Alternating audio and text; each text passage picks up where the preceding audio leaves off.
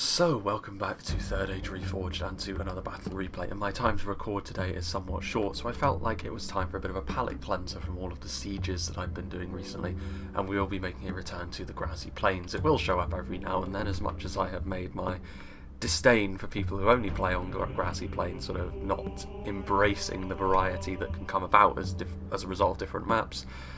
Grassy plains still certainly has its place, and it's a very pure example of the game. And this is going to be a 4v4 field battle, and generally speaking these battles do tend to be fairly quick. This one quicker than most though, actually, with just over 10k frames only, which, considering the amount of players on the field, means that this is almost certainly going to be quite a frantic and chaotic affair, so we will probably have to make heavy use of the half speed options, possibly even slower as well at certain points. So it should be quite an interesting one. As far as the theme goes, there isn't really a theme. I mean, you could say the loose theme is that Dol Amroth and Arthedain have taken their pick of evil factions to assist them in a bit of a civil war, but that's about as far as any theme would go. Speaking of which, we'll refer to them as the team captains, I suppose, the two human nations on either side of the battlefield, or two good human nations, I should say. Starting with Demon's Hunter, who sent me the battle replay, so big thank you to him, and he is going to be playing as Arthedain, a very well-rounded faction. Their infantry is maybe lackluster in places, it's good at holding the line, it can be very efficient, but where their real power comes in is in their mounted units and in their archers, and the combination of the two. Royal Court of House Armlaith are a very good unit of heavy lancers. They don't have quite the same all-round capabilities as the Knights of Numinas do, but like I said, multiple HP cavalry is still so dominant in the game at the moment that if you're one of the factions that has access to 2 units of such a thing, bringing both of them can make you a real powerhouse on horseback, and the Royal Court of House Armlaith can be used a little bit more hit and run, in more of a hit and run style fashion, whereas these boys, the Knights of Numinas, of course, are a little bit more at home dealing with cavalry and melee. They also have a better charge, to be fair, as well. They're just a better unit all round if you can afford it. They're not that much more expensive, to be honest, noticeably more, but definitely worth every penny. And also they're the most tanky units of knights in the game all round because of their armour, their shield, everything put together. There are cavalry units with better melee defence than them, but as an all round package they're so difficult to bring down. More mounted units as well. In such an open field battle such as this, having mobility is a must, really. The Dunedain scouts will provide that, and considering they're across the way from Harad, they should be able to do a decent amount of damage because of the lower armour of the faction they're facing. They themselves don't have the best armour either though, just sort of leather and basic chainmail, so Harad can skirmish back at them. Be interesting to see how that proceeds. Unsurprisingly, in a battle such as this, Arthedain have gone for their classic phalanx of having the Evendim spearmen with the upgrades, the Arthedain pikemen with the upgrades, and in the middle we already saw them, their pikes are slightly longer as well, the Anuminas gate guards, so yeah, pretty much what you'd expect. Not the most damaging front line by any means. The spears will do their damage very slowly, even the gate guards, the better pikes, will do their damage reasonably slowly, but it will hold out. It's a force that will be able to hold the line relatively well. And we also have a couple of units of Dunedain Trollslayers in hiding just behind them, so this is where the damage dealing on foot is going to come from. Those javelins are very deadly, but then of course they also pull out those axes and their multiple HP. Very expensive, but again, one of those units in the Arthedain roster that's really worth every penny. And then back here, I think this is 2 units of the Grey Company. This is a big investment, to be honest. I'm not sure whether this is going to be worthwhile. If you can counter skirmish against the Grey Company, especially if they've overspent by bringing 2, it can be a bit of a liability. 1 unit would be fine, especially against a force like Harad, but we shall have to wait and see what Harad has brought. Risky, but I kind of like it when people go into the rad limits. It shows they have a definite intent to use a certain kind of unit, and clearly he wants to use mobility and body piercing to its fullest effect. On a map like this, body piercing is at its hardest to use as well because of how open it is. Steel Bow Ranger playing as Mordor, following Arthedain into battle. He's got some fodder on the front, as perhaps you would expect. Very, very cheap, just going to be here to get in the way of things. Just in behind them, in a rather similar vein to Arthedain, we have Moranon Infantry and Moranon Halberds. They don't have pikes, of course, Mordor, but the armour piercing of Halberdiers can still be very useful. And the Moranon Infantry actually will do a better job at being an infantry damage dealer, I should say, on the front line, because the Evendim Spearmen will be able to hold a line more nicely because they're spears, they're cheaper, they've got that anti-cavalry, but when they're being combined with pikes and or halberds, that isn't really the most important thing. Just in behind, we've got some Moranon Guard as well, so some very basic spears just in support. We've also got some troll drummers. Drummers, of course, completely useless in the game at the moment, really, unless you're going to be using them as combat trolls, but of course, you know, they're not really very good at that anyway. But yeah, the inspiration aura on these guys doesn't work. It doesn't work on any unit, in fact. So, yeah, completely useless, unfortunately, for Steelbow Ranger outside of their capabilities in melee. They look cool, though, banging their drums as they move towards the enemy lines. Temple Guard, armor-piercing bowman, very good in melee as well, so that'll be nice. Another unit up around on guard on the flank. We've got some Sauron's Will and some Orc Maulers at the back. So right at the back, trying to avoid being skirmished down by enemy archers, I would assume. We've got the armor-piercing Axeman. Plenty of AP in the Mordor roster, even more so actually with some Orc Javelins as well. Temple Guardsmen, of course, we've already seen, so yeah. They're going to be facing off against actually the Orcs of the Misty Mountains, and their entire survivability comes from armoured units, so all of this AP should be very, very useful against them. We've also got the green-clad, the Minas Morgul Arthedain Lancers, looking very, very nice as always. Very nice unit of Lancers. Lancers like this do tend to be a little bit awkward to use. They can be used well, but again, you've got to be careful with them. Melkor's Chosen far easier to use, of course, because of their capabilities to demolish most units of cavalry in melee. Interesting to see how they perform against something like the Bolgs Champions, actually, we shall see. Now we have Cand, played by DF Josh. He's got some Nurad Stormguard. He's got... what a hero. He's brought 3 units of the Hwacha. I brought 2 units of Hwacha myself in the past, and it actually does kind of work. I think 3 might be going a little bit too far, but I hope the best for him.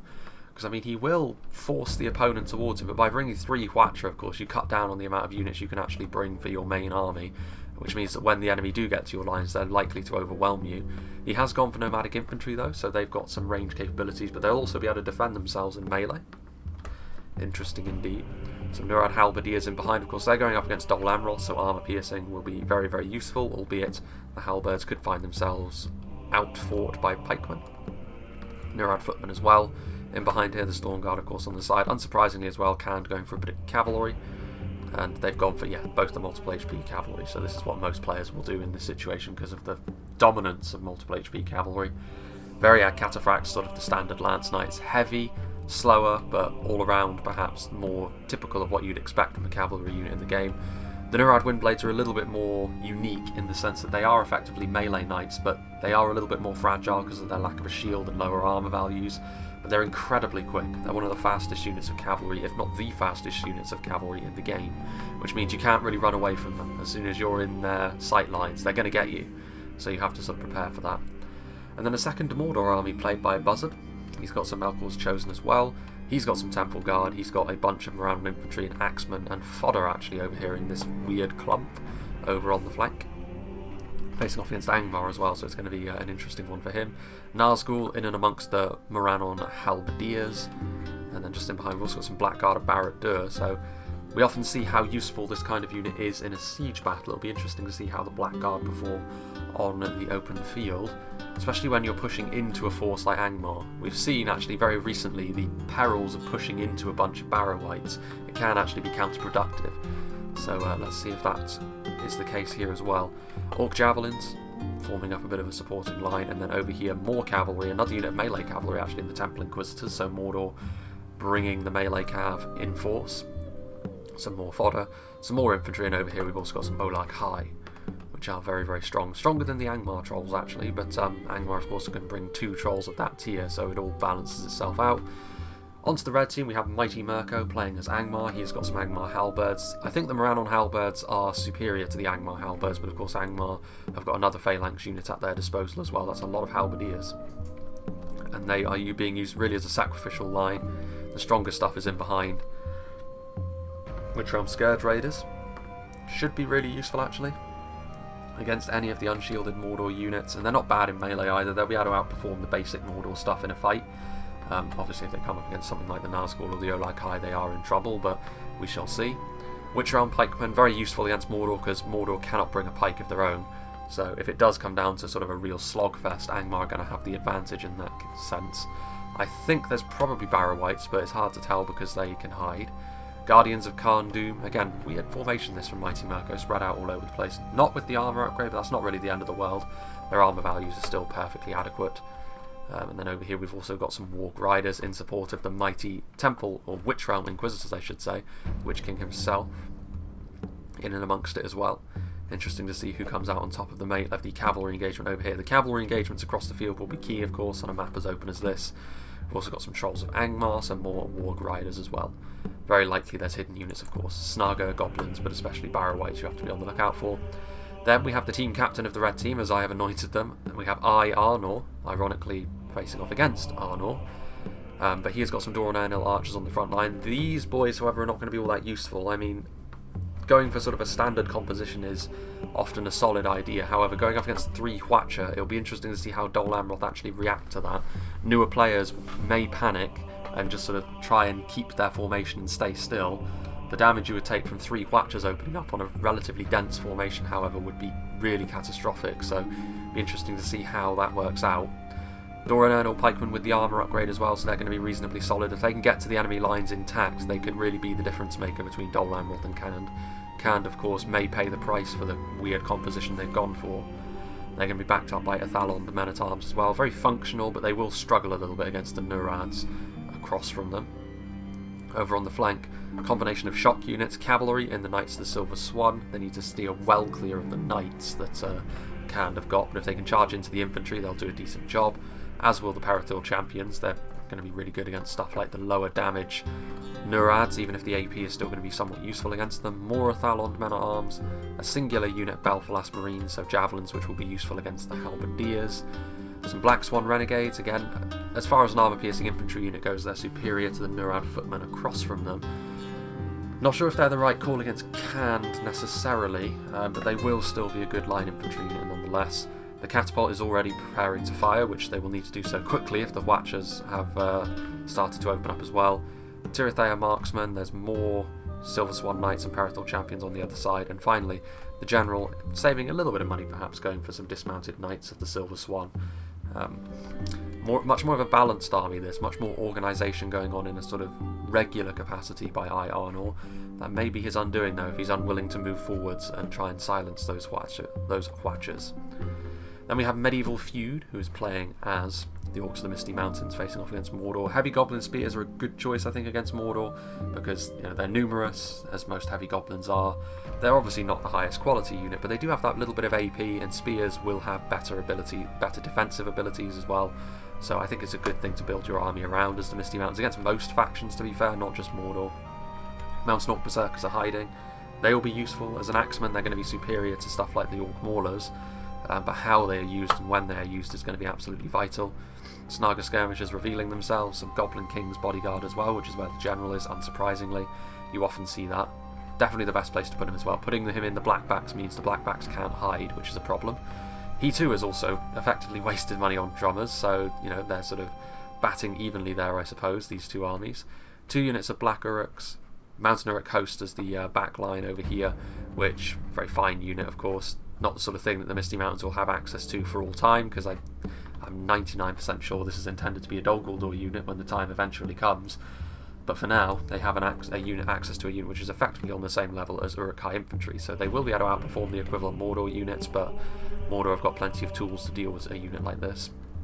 Snow Trolls are back here as well, coming out of hiding, and some mounted units, effectively mounted units anyway. Drake Broodlings. Tough to stop when they get into the backfield, but there's plenty of cavalry on the other side that should be able to stop them, and also some Warg Riders. Finally, last but not least, we have Pink Man, who is playing as Harad, Scarlet Man as he should be called, playing as them. Southron Pikemen and Haradrim Spearmen forming up a cheap but cost-effective frontline. I mean, this army actually is perhaps the strangest we've seen so far. Just having a look at this, because he doesn't seem to have much in the way of infantry other than this highly disposable little clump over here, so possibly the Grey Company could actually be really useful against this. It kind of depends on how Harad and Arthedain play this. Serpent Guard in numbers over here. They have got the Black Serpents, we'll get on to them in just a minute. Muhard Beastmasters, Beastmasters, plenty of javelins. And then we have the Black Serpents. I mean, to be fair, Harad should probably not just go up against Arthedain exclusively, they should probably start spreading themselves over the map, because Arthedain can just sort of sit in place and use their anti-cavalry infantry, soak up the fire, soak up the damage, that sort of thing. But I think this is 2 units of Moonbakill. Possibly? 2 Moonbakill? Well, even so, that's a huge investment, and it shows with how small Harad's army is, but without further ado, let's begin. Things will probably get pretty gnarly pretty quickly. I'm going to go over here first of all because the artillery will be able to start firing at one another extremely quickly, whereas the cavalry, they're probably going to look at one another's armies first of all before deciding exactly what they want to do, although, to be fair, Misty Mountains is also moving forward. A narrow miss for that Hwacha there, missing everything in fact. But now the Hwachas are opening up, and this is what I was interested in seeing. The Hwacha, of course, does not do a lot of damage to an individual unit. It does small amounts of damage to many units. And you can see already Dol Amroth is going to try and move forward with their cavalry to silence these Hwachas, which is very understandable, because already you can see none of these units individually are taking tons of damage, but their army as a whole is already starting to show some wear and tear. Meanwhile, the Misty Mountains doing their thing. Harad also, this is wise from Harad, they are not going after Arthedain, seeing the kind of threats that Arthedain pose. They are instead going to be using their Mumakil on the Mordor lines, trying to help the Misty Mountains' numbers. They could make a real gap as well for something like the Drake Broodlings to do their thing. The Morannon infantry is already shaken, which is not too surprising when you consider the beasts that are marauding through the lines. One of them already falls, another falls as well. This is the issue with using the Mumakil. They can be quite a fickle beast because usual anti-cavalry counters will work against them, and of course spears, halberds en masse. The Mumakil charging through the lines, but Mordor could find themselves in a sticky situation. But you can see here, yeah, the Mumakil getting caught on all kinds of anti-cavalry units, and you would have to say, as fun as it was to see the Mumakil charge through the lines like that, this is the reason why you don't often see the Mumakil utilised. They're far too fragile for their cost, and especially if you go into the red limit on them, it's a bit of a waste, to be fair. Yeah, it just is how it is. I mean, you either make the Mumakil OP or you make them useless. I would be more in favour of making them OP, to be honest with you, because as it is, they're such a letdown of a unit, to be honest. But still, the spectacle was still fun, wasn't it? Meanwhile, I'm not entirely sure what happened to the Dol Amrothian cavalry. It retreated, actually, and yeah, this is kind of what I feared from a Dol Amroth perspective. They're sort of sat back, they want to remain in shape, but in so doing, you're allowing 3 units of Hwacha to get really good value off. And this is the only way these Hwacha can be efficient as well. If Dol Amroth went for an all-out kamikaze charge, it would have been far better for them, because they would have overwhelmed the lines they were facing off against. Meanwhile, javelins from the Orc fodder, Angmar halberds are there, the hidden stalkers reveal themselves, but they are getting outperformed by the Mordor front line. And already, it's complete pandemonium on the field. Snaga archers are firing away, going after the Orc javelins. Warg riders are trying to do their thing. Temple Inquisitors will lose to the Witchram Inquisitors, so I'm a little bit surprised actually that Angmar is backing off from that fight. Maybe it's because they see all of these axemen and spears approaching. There's also in the back lines over here still, you can see the flashes of the Hwachas impacts over there. The Melkor's chosen, Blackguard of Barad-dûr sat in the middle of the line. Angmar here are going for sort of a staggered front line, which is not really what you want to be doing. Again, I've said before that if you're going to use a unit of fodder like this, you can't just send them on their own. Like, they're not going to achieve anything. This line here needs to push up as well, and you need to sort of just be going hammer and tongs with Mordor. You're allowing Mordor to get kills on units freely, essentially. So a bit of a mistake, I think, from the mighty Mirko. Meanwhile, ooh, he has managed to get a charge off there, I believe. Indeed he has. One of these Hwachas may finally be silenced. Arrows going in to the Knights of the Silver Swan here. But there's still, well, yeah, there's another unit over here as well, which has been saved by the Veriac Cataphracts. Those Knights of the Silver Swan will not last too much longer. And Khand, I think, seeing the fact that Dol Amroth is just content to sit back and accept the Hwacha rockets that he has prepared, Khand is actually moving over here to assist his Mordor ally. His Stormguard and his footmen. Black Uruks are over here. I mean, it's already fairly chaotic. Not entirely sure what's going on with Harad. Harad trying to use their infantry to block any sort of Arthedain support for Mordor. And they've been somewhat successful at that, but that will only be a temporary thing, I'm sure. Meanwhile, Muhad Beast Masters, I should say, skirmishing down the Knights of Annúminas. I mean, these javelins are one of the best ways to deal with the Knights of Annúminas, to be honest. They do have an anti-cavalry bonus in melee as well, but it won't be enough to overcome the vast difference in stats between the two. Serpent Guard are routing, Royal Court of House Amroth cleaning things up. Grey Company are damaged, but not hideously so. Dunedain Troll Slayers throwing their javelins in as well. I mean, I worry for the red team over here, just because so much of the Haradrim budget was spent on those Mumakil, and they were a real flash in the pan. But they're still putting up a good fight.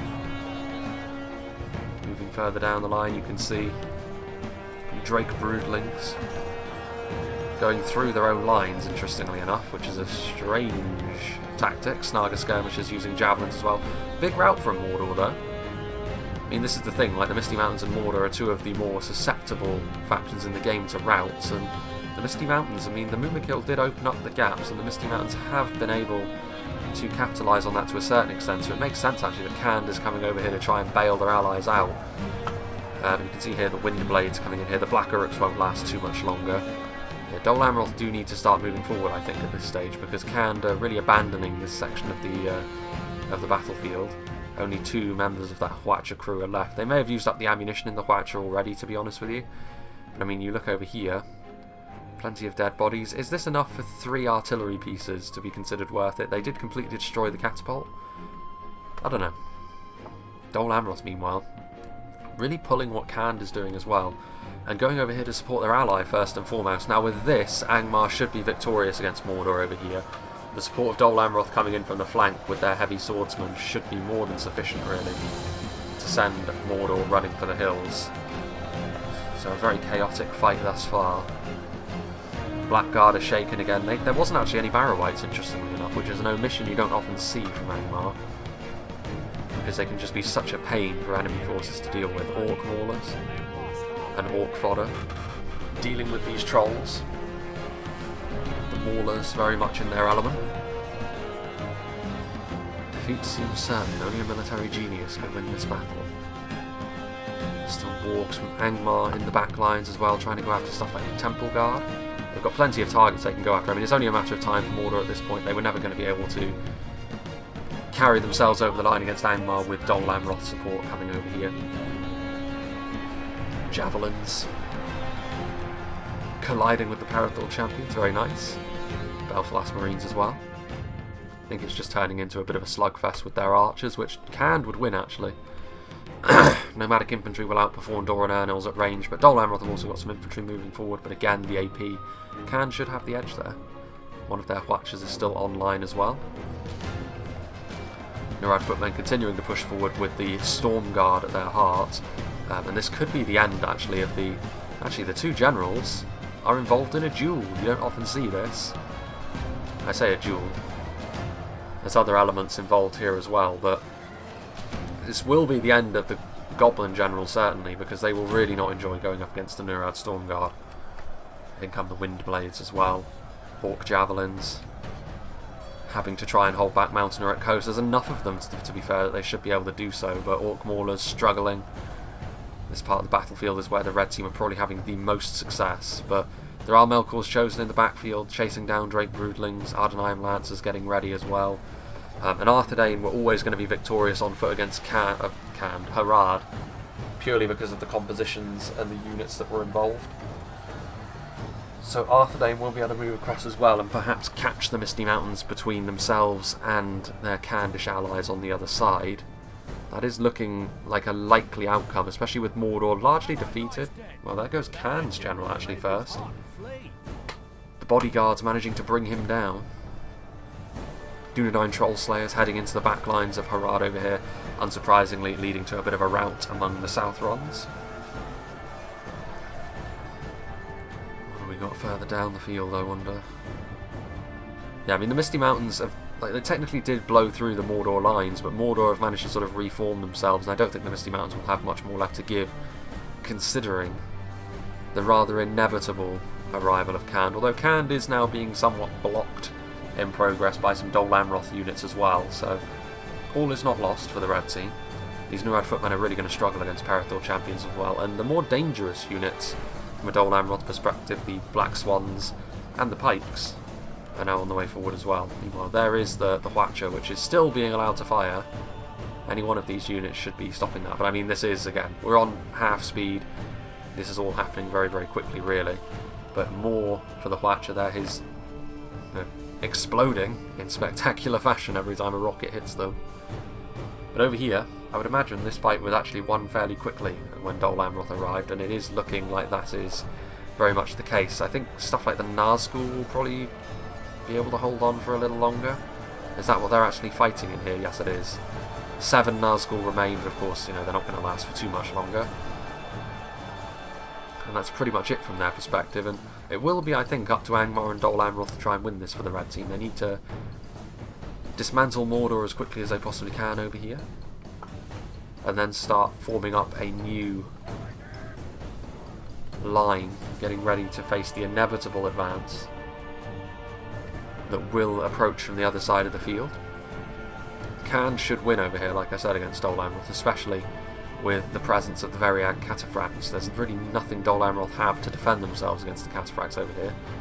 Rather interesting, almost like the Anarchy symbol there. There goes a Mordor general. That will be buzzed. So 2 of the red generals have fallen. No, 2 of the blue generals have fallen, but none of the red generals have. I mean, this is going to be the end of these Dorananal archers, you would assume. Variag Cataphracts. Very deadly charge, as any unit of Lance Knights is going to have. Clattering into them there.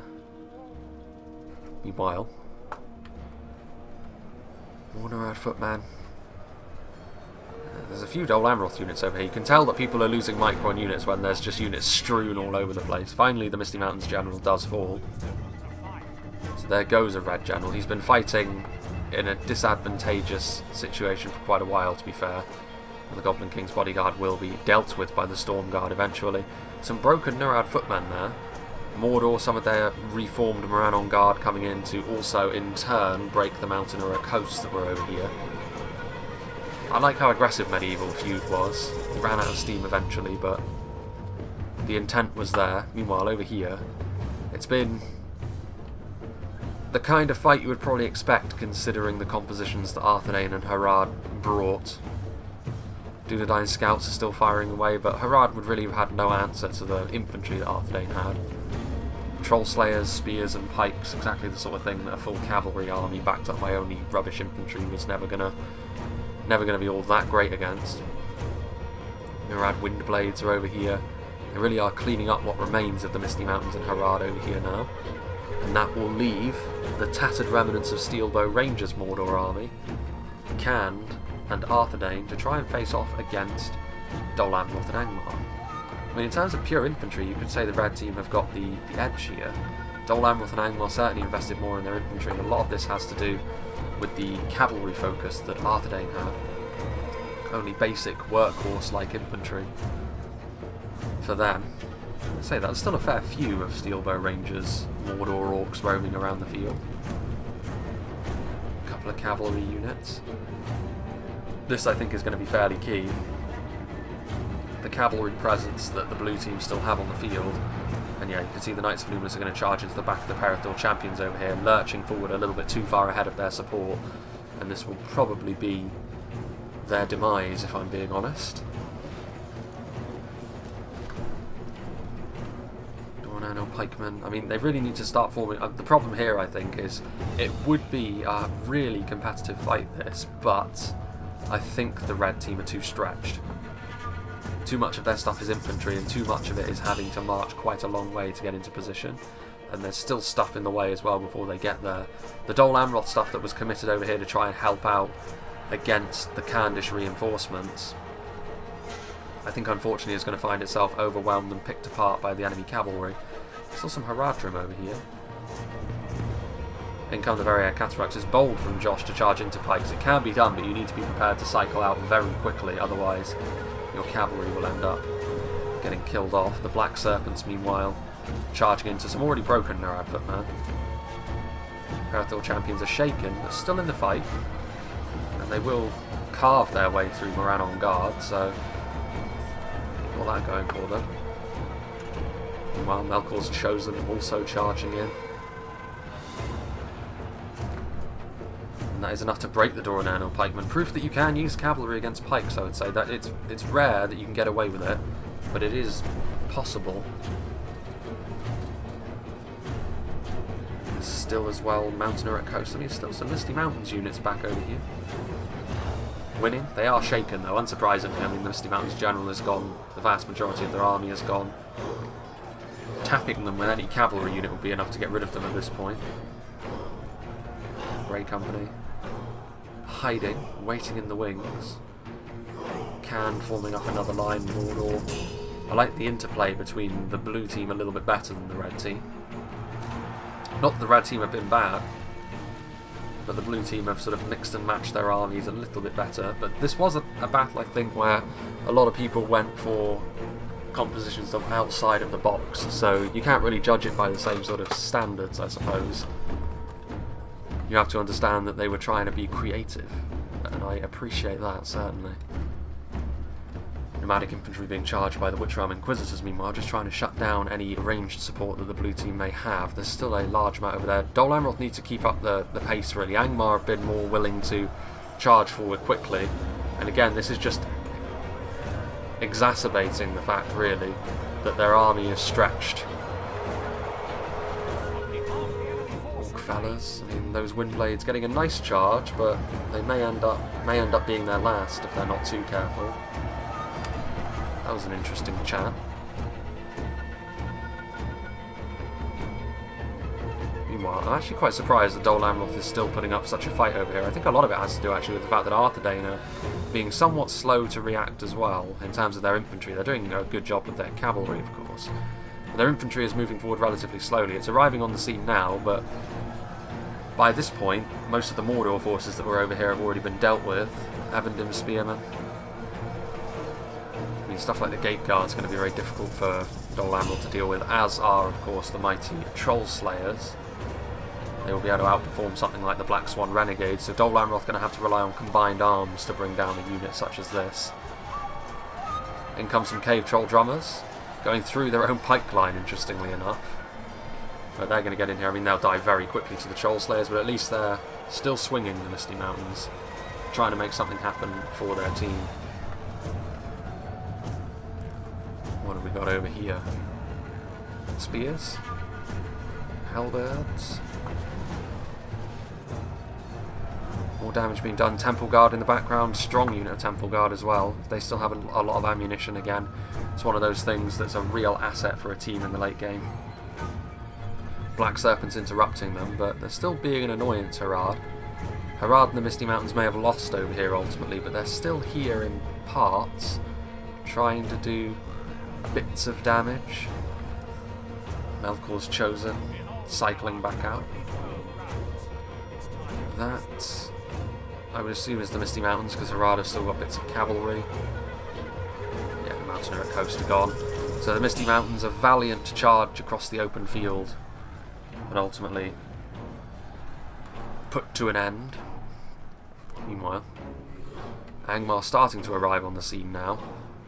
Dol Amroth still lagging behind a little bit. The time has come to not just walk your units into combat anymore. Orc Fellas. Orc Fellas versus Orc Maulers, two very similar units. I think the Orc Maulers may be ever so slightly stronger in melee, but the Orc Fellas have got the ability to hide, which is the trade-off, but hiding at this point in time is not really the important thing. I mean, it will just come down to whoever's got the bigger unit, which is the Orc Maulers, but support coming in. Nomadic infantry getting sandwiched between Wargs and Guardians of Kharn-Dûm. That will almost certainly be the end of them. Angmar halberds rolling forward. This is a lot of anti-cavalry, to be fair. The reliance on mounted units from the blue team here could prove to be a bit of a problem if it comes down to just a slog between those phalanx units. Mordor, meanwhile, charging in, routing some Snaga. Perithil champions are going to get into melee as well. To be fair, there's Witchram Inquisitors. With the Inquisitors and this Dol Amroth infantry, the Melkor's Chosen do need to vacate the area. Meanwhile, the Royal Court of House Armlaith and the Knights of Anubis have been cycle charging the stragglers back here, and they can afford to do so against the Black Swans, certainly. I'd actively encourage that, actually, because they wouldn't be very good at doing damage back to cavalry in spite of their AP. They don't have the highest base damage, and they are an expensive unit, which will be awkward to deal with in melee for infantry. Orc Maulers are routing, actually, with the arrival of the Guardians of Khand Dûm. Bit of a problem, this, you would have to say. I think we will go up to 1 speed at this point. It's a little bit easier to keep track of now, because you can see the battle is now sort of being fought along this axis here, with cavalry buzzing around all over the place as well. There's one unit of Nurad footmen which is going to be completely overwhelmed by Angmar. Angmar in their element, collapsing in on enemy lines with brute force. Nomadic infantry shooting in, Myriad cataphracts and wind blades also charging in. That's really going to be the key here. If they can use their mounted units to good effect here, the blue team, they will win. If they don't, then it's much more debatable. Belfast Marines using their javelins to good effect on these Nurad halberds. Reinforcements coming forward from Arthedain. Of course, they were able to clean up what was left of the Dol Amroth resistance over here that was cut off. Troll drummers are over here. Temple Guard. I think the blue team will be okay in this situation, just because that mobility, they're going to be able to find gaps. At this point in the battle, you're not going to be able to cover all your angles, and even depleted units of knights can be such a problem when that's the case. And they don't have enough of an infantry advantage, I don't think, the red team rather, to compensate for that by dominating the melee fight as much as they would like. Steelbow Rangers still got 11 Nazgul, they're very bloodied up, but I think the blue team are just about going to be alright. Meanwhile, I think we will actually go back down to half speed, because it's still a wide engagement and it's such a fast and frenetic battle. I mean, Angmar are out here on the flank. They're going to be moving to intercept some of these Khandish archers. They can't afford to let these archers shoot into them after all. The arrival of the Troll Slayers is going to be a bit of a concern for them. They're going to need something to answer that with. Angmar have been collapsing in from the side as well, again with a blob of infantry. The Angmar general's in there. And a unit of Guardians of Khand Dûm, which is quite interesting. Troll Slayers are there. Grey Company still have a bit of ammunition, which at this point will be really useful for dealing with that blob, but to be fair, like, the infantry engagement hasn't been that clean by the blue team. They didn't really put up, the Khand did, but the other units were sort of lagging behind a little bit, and the blue team weren't entirely ready for that, so they need to be ready to use their cavalry to compensate for that pretty quickly. Meanwhile, these Tirithea marksmen being ripped apart by the Dunedain Troll Slayers, but in response, the Belfast Marines giving them a taste of their own javelin medicine. This, however, is probably going to be pretty bad for the Belfast Marines. Melkor's Chosen are on the way. They do get another volley off before they are inevitably clattered by the Caragor Riders. Nasty stuff for them. There's the Harad General, still doing his thing. Still alive. For how long, I'm not sure. Witcher Pikemen, meanwhile, getting attacked slightly from the side. They'll be attacked from the rear soon enough as well by Troll Slayers, which is probably going to be enough to stop them. But Angmar and Dol Amroth with a bit of momentum in the frontal melee engagement. This needs to be, they need to put all of their eggs into this basket at this point, because if they're going to win, it's going to have to be by just forming a clenched fist with your infantry and then powering through any lines the enemy put up. It also means that if you're in a blob like this, you're more likely to catch the enemy cavalry with something like pikes or spears, which is absolutely vital. No stakes to worry about by either side. There's still Witchram Inquisitors as well, which are a possible banana skin for the blue team, but there's not enough of them at this point, I don't think, for it to be too much of a concern. Yeah, they're shaken. They're getting into place. What about over here? What's going on with the Angmar? I mean, they're going to win over here, but this is really just a bit of a footnote of engagement, really. They need to get reinforcements to the middle, I think, or they need to get stuff like that, those pike units, to prevent the cavalry from charging the enemy into oblivion. That's going to be the key. Melkor's Chosen, Royal Court of House Armlaith, Knights of Anumnas. That's going to be the difference maker here. Witchram Pikemen, though, if they can keep them safe, like, what do the blue team actually do about those Troll Slayers? Whatever happened to the Nazgul? They were over here, weren't they? Yes, 9 of them. A couple of them have started to fall, but a lot of these units over here are basic Dol Amroth troops, not exactly the best suited for dealing with Nazgul. There's not really coherent lines anymore, but having to charge partially through their own men there, the Knights of Anumnas. that was a little bit more like it. It's very risky at this point to charge into the Witcher-armed pikemen with your units like that. You're going to try and break them, I understand, but you could end up losing a valuable unit of cavalry as a result of this, and I think that's exactly what's going to happen to Demon's Hunter here. I still think the blue team will be alright, but it's risky. It's a risky situation to be in, because if their infantry falls apart completely, they will be entirely dependent on their cavalry. And with the presence of pikes on the field, there goes the Harad general, finally falls, trying to get a charge into the gate guards. It was bold. There wasn't much more he could have done with just them though. Meanwhile, the Melkor's chosen just rolling through the lines. I think that was a good charge as well. They've managed to do a lot of damage there to some Black Swan renegades, which is definitely going to give the advantage to the Nazgul and the Dunedain Troll Slayers. Individual units of quality like that, as well as the gate guards, are the reason why I think the blue team have been fairly safe going into this rather chaotic last position. Yeah, halberds are breaking, and now you're starting to see the routing come into play, the shock from the cavalry, and not enough morale left for the red team. Close this was though. I don't know if it was within 10% because of the nature of the fight, but I think it was actually. Didn't actually see that then. Yeah, very close indeed. Could have gone either way this. It's one of those battles where so much happens so quickly that you can't really expect the players to perform perfectly. I've got much more patience for people making errors in a battle like this than when they're just monitoring a single choke point and they still manage to screw it all up. On this occasion though, lots to take into account, very unorthodox army compositions as well. I think everyone can be reasonably happy with how they did. I think it came down to mobility in the end, and good cavalry play from the blue team saw them over the line. I think as well, 3 Hwatchers is the sort of thing that can cripple you. 2 Mumakil is the sort of thing which will definitely cripple you, and I think that's what did Harad in here. It's just the nature of what Mumakil are. They looked cool, but that was about it from that perspective. It was nice to see them roll through the lines though. But yeah, creative compositions. I think probably the closest thing to a standard composition would have been the Mordor armies and certainly Dol Amroth. But even Dol Amroth didn't bring their multiple HP can, which you could consider to be a bit of a strange one, considering the power of the Haven Knights, which are on pikemen being shot up. I think they're the last unit left, aren't they? The final holdouts for Angmar.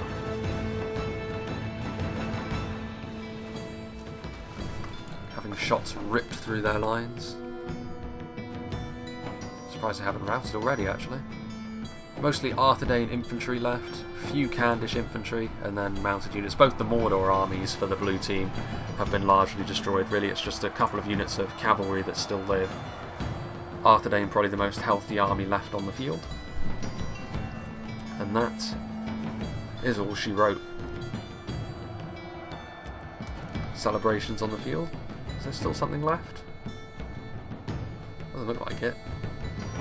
No? Still something over here, is there? Apparently not, no. Player missed defeat. It must have been a unit that was off, that had returned from routing and they just couldn't be bothered to bring it back, which is fair play, because they wouldn't have achieved anything anyway.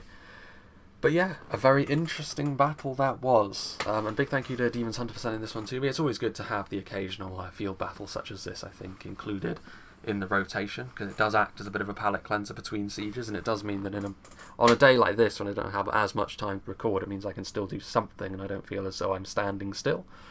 So that's good. So big thank you to him, and big thank you to all of the players. Like I said, lots of creative compositions here, so you can't really judge people too harshly. It's a very fast battle as well, so there's always going to be gaps in what people are doing, and it just was what it was in the end. I think Harad's composition was probably the most detrimental to his own cause, because that's just how the Mumakil behave when you charge them into lines that have got spears and pikes in. It's a little bit unfortunate, really, because like I said, I'd rather, honestly, they were overpowered and just really, really expensive, rather than what they are at the moment, which is not useless, but as close to useless as you can be. They have a very, very, very niche role, to the point where I would never really bring them, to be honest with you. But still, it was nice to see them. They're all about the theatre of the situation, really. 3 Hwatcher as well from Khand, my hero, what a legend. And even Arthedain, the player who we saw the battle from the perspective of, brought a strange army in many ways. very light on infantry. 2 Grey Company is a big investment, but in the end, it paid off. Well, he wasn't punished for it, I'll say, because under normal circumstances, these are the sort of moves that you will be punished for, I think. But let's see what did the damage for him, nonetheless. Yeah, the cavalry is where the damage was done. The Grey Company getting a huge amount of kills, and by the late game, there was really nothing they could do to stop the Grey Company. Like I said, all it would have taken really is a decent company of, or a decent amount of Haradrim archers, and and that would have been enough to stop them. Also, to be fair, the red team in general didn't really bring much in the way of archers. The only one that did, you would have to say, was Dol Amroth, and even then it was just basic stuff. If you had some decent archers, they wouldn't have been able to do this. So don't take this as an example to follow, I would say. Despite it getting 364 and 552 kills respectively, it's not the sort of numbers you'll see under normal circumstances from the Grey Company on the open field, because normally people will bring some archers. Outside of that, yeah, the cavalry was really the thing. The Troll Slayers on foot as well did very, very nicely. I say very nicely, one unit got completely squashed by the looks of things, 4, but the other one got 260, so it evens itself out quite nicely. And the rest of the army did its job in the fashion that you would want it to. So Demon's Hunter will be pleased with that. And yeah, it was an interesting one. The Grassy Plain is nice in small doses, I would say. Definitely not the sort of thing that I could play over and over again, nor watch over and over again. But yeah, moving forward, next battle we'll be returning to another siege. I think we'll be doing the other one of the scenarios that Eclipse sent me. So that should be quite fun. Got a few others that I can get through as well. But yeah, we'll continue to record. Like I said, at this point, hopefully the streaming will be back in play as well, that we'll be doing. I don't know if we'll be doing just the one stream every week, probably, because of the situation being what it is. I think it's probably for the best that that's how we proceed. But regardless, I would have made a decision on that by the time this video comes out anyway, so it's a bit of a moot point, really. So yeah, I hope you enjoyed this, and I hope you will join me for whatever is next.